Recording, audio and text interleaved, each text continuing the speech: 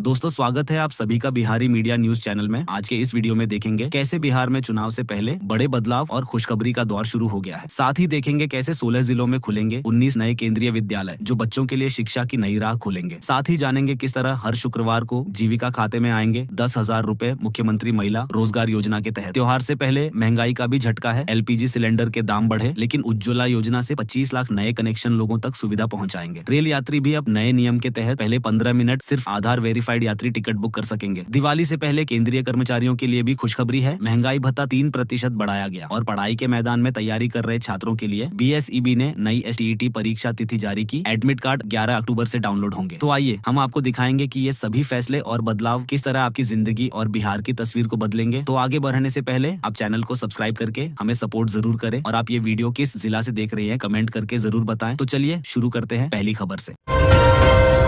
बिहार में अगले कुछ दिनों तक मौसम का मिजाज पूरी तरह बदलने वाला है। बंगाल की खाड़ी में बने निम्न दबाव के कारण मौसम विभाग ने 2 से 7 अक्टूबर तक राज्य के 24 जिलों में येलो अलर्ट जारी किया है। इस दौरान उत्तर और पूर्वी बिहार के कई जिलों में भारी से अति भारी बारिश होने की संभावना है। साथ ही 50 किलोमीटर प्रति घंटे तक की तेज हवाएं चल सकती हैं और बिजली गिरने तथा वज्रपात का भी खतरा रहेगा। मौसम विभाग ने लोगों को सतर्क रहने की अपील की है। खासकर पेड़ों के नीचे खड़े होने, खुले खेतों में काम करने और असुरक्षित जगहों पर जाने से बचने की सलाह दी गई है। विभाग का कहना है कि बारिश और तेज हवाओं के कारण जनजीवन प्रभावित हो सकता है, इसलिए लोग सुरक्षित स्थानों पर रहें और मौसम से जुड़ी ताजा जानकारी पर ध्यान दें। यह अलर्ट ग्रामीण और शहरी दोनों इलाकों के लिए महत्वपूर्ण है। बिहार चुनाव से ठीक पहले मोदी सरकार ने राज्य को बड़ी सौगात दी है। अब बिहार के 16 जिलों में 19 नए केंद्रीय विद्यालय KV खुलने जा रहे हैं। प्रधानमंत्री नरेंद्र मोदी की अध्यक्षता में हुई केंद्रीय कैबिनेट की बैठक में इसकी मंजूरी दी गई। अभी बिहार में कुल 16 केंद्रीय विद्यालय हैं, लेकिन नए स्कूल खुलने के बाद ये संख्या बढ़कर 35 हो जाएगी। सरकार का कहना है कि इससे बच्चों को बेहतर शिक्षा और रोजगार के अवसर मिलेंगे। बिहार में ये स्कूल सीतामढ़ी, कटिहार, कैमूर, मधुबनी, शेखपुरा, मधेपुरा, पटना, अरवल, पूर्णिया, भोजपुर, मुजफ्फरपुर, दरभंगा, भागलपुर, बिहार शरीफ और बोधगया जैसे जिलों में खोले जाएंगे। खास बात यह है कि पूरे देश में 57 नए केंद्रीय विद्यालयों को मंजूरी मिली है, जिनमें से सबसे ज्यादा यानी 19 स्कूल अकेले बिहार को मिले हैं। इसे चुनाव से पहले मोदी सरकार का बड़ा कदम माना जा रहा है। बिहार सरकार ने मुख्यमंत्री महिला रोजगार योजना के तहत महिलाओं के लिए किस्त का पूरा टाइम टेबल जारी कर दिया है। 3 अक्टूबर से 26 दिसंबर तक हर हफ्ते शुक्रवार को पात्र महिलाओं के खाते में 10-10 हजार रूपए भेजे जाएंगे। इस दौरान कुल 13 किस्तें दी जाएंगी। केवल एक तारीख 6 अक्टूबर सोमवार को तय की गई है, बाकी सभी भुगतान शुक्रवार को होंगे। इसका मतलब ये है कि महिलाओं को अब बैंक या जीविका समूह में भटकने की जरूरत नहीं होगी, क्योंकि सरकार ने पहले से ही पूरी समय सारिणी बना दी है। इस योजना का मकसद महिलाओं को आत्मनिर्भर बनाना और उन्हें अपना रोजगार शुरू करने के लिए मदद देना है। अब तक 1.5 करोड़ से ज्यादा महिलाओं ने इसके लिए आवेदन किया है और जिनका आवेदन स्वीकार हो गया है उनके खाते में सीधे पैसे भेजे जाएंगे। ये कदम महिलाओं के आर्थिक सशक्तिकरण की दिशा में बड़ा फैसला माना जा रहा है। त्योहार से पहले लोगों को महंगाई का झटका लगा है। 1 अक्टूबर से कमर्शियल LPG सिलेंडर की कीमतें बढ़ा दी गई हैं। दिल्ली में अब 19 किलो का सिलेंडर 1,595 रूपए में मिलेगा। हालांकि राहत की बात यह है कि घरेलू LPG सिलेंडर के दामों में कोई बदलाव नहीं हुआ है। पटना में घरेलू सिलेंडर की कीमत अभी भी 942 रूपए है। दूसरी तरफ मोदी सरकार ने नवरात्रि पर बड़ी घोषणा की है। सरकार 25 लाख नए प्रधानमंत्री उज्ज्वला गैस कनेक्शन देगी। इस समय देश में 10 करोड़ 35 लाख उज्ज्वला कनेक्शन सक्रिय है और नए कनेक्शन जुड़ने के बाद यह संख्या 10 करोड़ 60 लाख तक पहुंच जाएगी। हर नए कनेक्शन पर सरकार 2,500 रूपए खर्च करेगी। यानी एक और त्योहार से पहले रसोई का बजट बिगड़ सकता है, वहीं दूसरी ओर सरकार ने गरीब परिवारों को उज्ज्वला योजना के जरिए राहत देने का प्रयास किया है।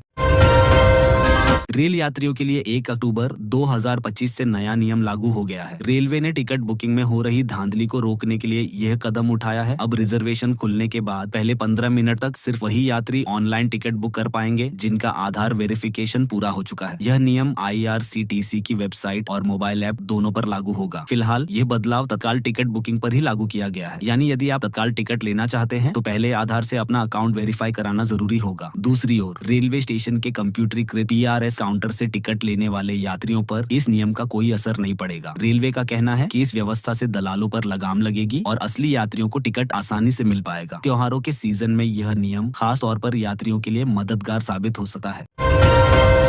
दशहरा और दिवाली से पहले केंद्र सरकार ने अपने कर्मचारियों और पेंशन भोगियों को बड़ी खुशखबरी दी है। कैबिनेट की बैठक में महंगाई भत्ता डीए 3% बढ़ाने का फैसला लिया गया है। इस बढ़ोतरी के बाद अब कर्मचारियों का डीए 55% से बढ़कर 58% हो जाएगा। सरकार ने साफ किया है कि यह बढ़ोतरी 1 जुलाई 2025 से लागू मानी जाएगी। यानी कर्मचारियों को अक्टूबर से न सिर्फ बढ़ा हुआ डीए मिलेगा, बल्कि जुलाई, अगस्त और सितंबर महीने का बकाया पैसा भी साथ में दिया जाएगा। इसका फायदा लाखों केंद्रीय कर्मचारियों और पेंशन भोगियों को होगा। त्योहारों से ठीक पहले आई इस सौगात से कर्मचारियों की जेब में अतिरिक्त पैसा जाएगा, जिससे वे त्योहार की खरीदारी आसानी से कर सकेंगे। सरकार का यह कदम कर्मचारियों के लिए राहत और उत्सव दोनों लेकर आया है।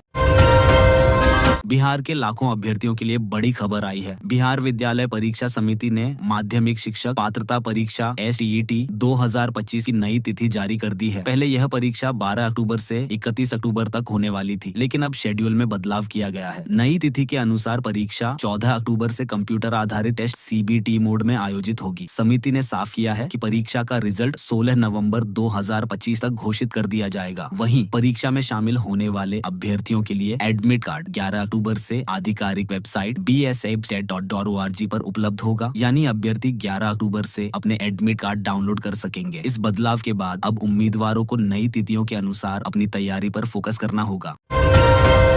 भोजपुरी फिल्मों के सुपरस्टार और गायक पवन सिंह ने दिल्ली में केंद्रीय गृह मंत्री अमित शाह से मुलाकात की है, जिसके बाद बिहार की राजनीति में हलचल तेज हो गई है। कहा जा रहा है कि इस मुलाकात के बाद पवन सिंह जल्द ही भाजपा नेतृत्व वाले NDA के टिकट पर विधानसभा चुनाव मैदान में उतर सकते हैं। भोजपुर जिले की 7 विधानसभा सीटों में से खास तौर पर आरा या बरहारा सीट से उनके उम्मीदवार बनने की चर्चा सबसे ज्यादा है। पवन सिंह पहले से ही अपनी लोकप्रियता और बड़े प्रशंसक वर्ग की वजह से सुर्खियों में रहते हैं और माना जा रहा है कि राजनीति में उनकी एंट्री से NDA को भोजपुर और आसपास के इलाकों में बड़ा फायदा मिल सकता है। हालांकि अभी आधिकारिक तौर पर इसकी पुष्टि नहीं हुई है, लेकिन इस मुलाकात के बाद उनके चुनाव लड़ने की अटकलें और मजबूत हो गई हैं।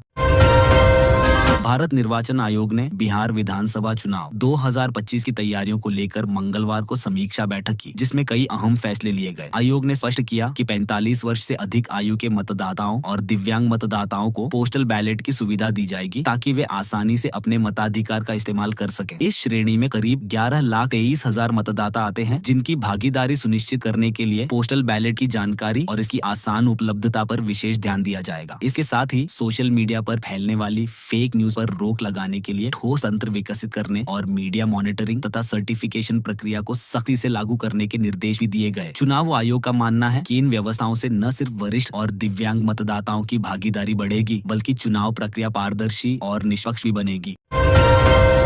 बिहार में शिक्षक अभ्यर्थियों और सरकार के बीच बहाली को लेकर विवाद जारी है। चौथे चरण में शिक्षकों की भर्ती को लेकर विभाग ने साफ कर दिया है कि लगभग 26,000 पदों पर ही नियुक्तियां होंगी, जबकि शिक्षक अभ्यर्थी मांग कर रहे हैं कि इस चरण में 1,20,000 पदों पर बहाली होनी चाहिए। अपनी मांग को लेकर अभ्यर्थी 4 अक्टूबर को पटना में सड़कों पर उतरने वाले हैं। शिक्षक अभ्यर्थी पटना कॉलेज से मार्च निकालकर मुख्यमंत्री आवास तक जाएंगे। बिहार स्टूडेंट यूनियन के अध्यक्ष दिलीप कुमार ने कहा कि सरकार ने पहले 1,20,000 पदों पर बहाली का वादा किया था, लेकिन केवल 26,000 पदों पर नियुक्ति की तैयारी कर रही है, जो वादा खिलाफी है। उन्होंने आरोप लगाया कि पहले बाहर के युवाओं को नौकरी देने के लिए आंकड़े बढ़ाए जाते थे, लेकिन अब बिहार के युवाओं के साथ छल किया जा रहा है। डोमिसाइल लागू होने के बाद सीटों में कटौती भी की गई है, जिससे अभ्यर्थियों में गुस्सा और विरोध बढ़ गया है। बिहार के मुख्यमंत्री नीतीश कुमार ने पंचायती राज विभाग और मुख्यमंत्री कन्या विवाह मंडप योजना के तहत कई बड़े विकास कार्यों का शिलान्यास और लोकार्पण किया। पटना में आयोजित इस कार्यक्रम में उन्होंने 829 पंचायत सरकार भवनों का लोकार्पण किया, जिन पर कुल 1,870 करोड़ रुपए खर्च किए गए हैं। इसके साथ ही 663 नए पंचायत सरकार भवनों का शिलान्यास किया गया, जिनके निर्माण पर 1,823 करोड़ रुपए खर्च होने की योजना है। मुख्यमंत्री ने इस मौके पर मुख्यमंत्री कन्या विवाह मंडप योजना के तहत 1,000 नए विवाह मंडपों का भी शिलान्यास किया। इन पहलों का मकसद ग्रामीण क्षेत्रों में प्रशासनिक सुविधाओं को बेहतर बनाना और शादी समारोह जैसी सामाजिक जरूरतों के लिए आधुनिक और सुविधाजनक स्थान उपलब्ध कराना है। मुख्यमंत्री ने कहा कि यह योजनाएं ग्रामीण विकास और स्थानीय स्तर पर लोगों के जीवन को बेहतर बनाने में महत्वपूर्ण योगदान देंगी। भारत निर्वाचन आयोग ने SIR सर्विस इंटेक्शन रिव्यू के बाद बिहार की फाइनल वोटर लिस्ट जारी कर दी है, जिसमें 243 विधानसभा क्षेत्रों के कुल 7,41,92,357 योग्य मतदाताओं के नाम शामिल हैं। इसमें 3,92,07,804 पुरुष, 3,49,82,828 महिला और 1,725 थर्ड जेंडर मतदाता शामिल हैं। विशेष श्रेणी में 85 वर्ष से अधिक उम्र के मतदाताओं की संख्या 4,03,985 है। पहली बार 18 से 19 वर्ष के 14,01,150 नए मतदाताओं को सूची में शामिल किया गया है। इसके अलावा दिव्यांग मतदाताओं की संख्या 7,20,709 है। इस फाइनल सूची में कुल करीब 21 लाख नए वोटर जुड़े, जबकि लगभग 70 लाख वोटरों के नाम हटाए गए हैं। ये अंतिम वोटर लिस्ट बिहार में आगामी चुनावों में मतदान प्रक्रिया को पारदर्शी और सटीक बनाने में अहम भूमिका निभाएगी। बिहार सरकार ने लंबे समय बाद लाइब्रेरियन भर्ती को मंजूरी दे दी है और Bihar public service commission BPSC जल्द ही बिहार लाइब्रेरियन भर्ती 2025 का नोटिफिकेशन जारी करेगा। शिक्षा विभाग को पहले ही सभी जिलों से रिक्त पदों की सूची मिल चुकी है और अब फाइनल क्लियरेंस के बाद ये पद BPSC को भेजे जाएंगे। उम्मीद की जा रही है कि इस बार लगभग 6,500 पदों पर भर्ती होगी, लेकिन सटीक पदों की संख्या आधिकारिक नोटिफिकेशन के साथ ही स्पष्ट होगी। इस भर्ती से राज्य के स्कूलों और सरकारी लाइब्रेरियों में लाइब्रेरियन की कमी को पूरा करने में मदद मिलेगी और योग्य उम्मीदवारों को सरकारी नौकरी का अवसर मिलेगा। भारतीय रेल ने यात्रियों के लिए खुशखबरी दी है। पर्व और त्योहार के मौके पर तकनीकी कारणों से निरस्त की गई 4 प्रमुख ट्रेनों का परिचालन फिर से शुरू किया जा रहा है। मालदा रेल मंडल के PRO के अनुसार 15,090 भागलपुर जम्मू तवी अमरनाथ एक्सप्रेस 2 अक्टूबर से, जबकि 15,090 8 जम्मू तवी भागलपुर अमरनाथ एक्सप्रेस 7 अक्टूबर से दोबारा चलेगी। इसके अलावा 22,317 सियालदह जम्मू तवी हमसफर एक्सप्रेस 6 अक्टूबर से और 22,318 जम्मू तवी सियालदह हमसफर एक्सप्रेस 8 अक्टूबर से परिचालन में आएगी। रेल यात्रियों की सुविधा के लिए इन सभी ट्रेनों की समय सारणी रेलवे स्टेशनों पर जल्द ही उपलब्ध कराई जाएगी। इससे यात्रियों को अपने यात्रा कार्यक्रम की योजना बनाने में आसानी होगी और त्योहार के मौसम में यात्रा सुगम होगी।